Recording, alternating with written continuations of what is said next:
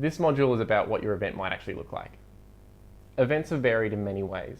They could be band gigs, they could be community lunches, they could be centre tours. Each event attracts different needs and different people.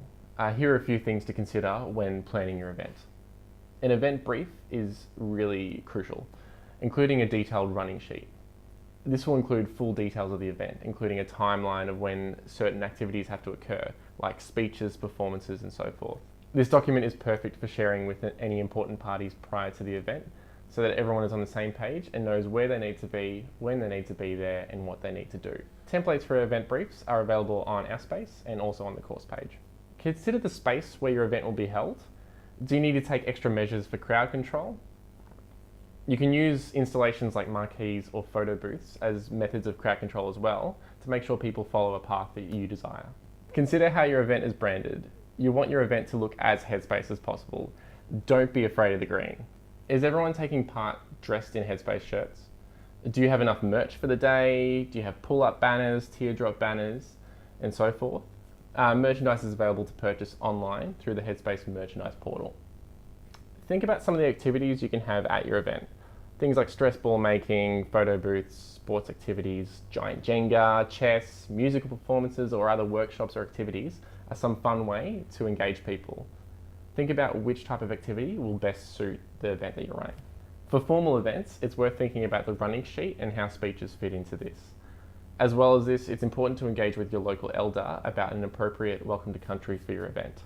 Welcome to country guidelines are available on our space. If appropriate, consider giving some helpful messaging to your speakers and helping them with their speeches. Speaking to crowds can be quite daunting, so any support you can give your speakers is really recommended.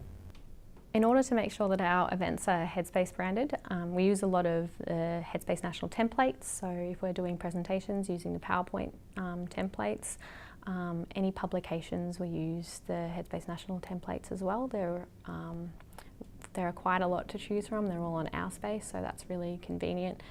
Apart from that, I suppose if it's a large event, we'll be wearing Headspace t-shirts, having the Headspace balloons and Headspace all of that, everything else, our banners.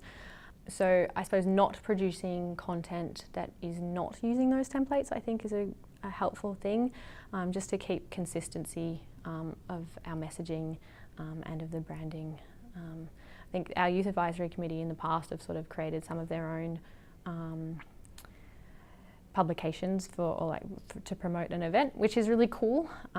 But if it's really far away from the Headspace branding, then it can sort of lead to a few mixed messages. So just engaging with them as to why we do use the templates, and they're usually pretty happy to do that as well. When developing an event and attending an event, it's important to make sure that the branding is predominant. Otherwise, especially if you're working for Headspace, there's probably no point going to along the event if no one can tell who's actually involved in that event. So we make sure that we use the Headspace branding material. We've got Headspace flags, the tablecloth, the pull-up banners, and it's making sure that when we rock up to this event, that you can see the Headspace brand just jumping out at you.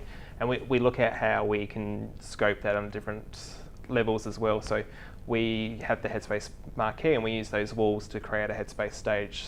So we hire some rigging and some lighting from Party Hire Place, and we use that background and backdrop of the Headspace branding. So it's just looking at how you can utilise the resources you've got in a different way, and ensuring that when people come to that event, they're very aware of who's involved in that event and why you're there. When we're out in community, it's really important to remember who we're representing and why we get up every day and go to work. Every person that I've ever met in Headspace is here for a reason, and we've got a passion behind it.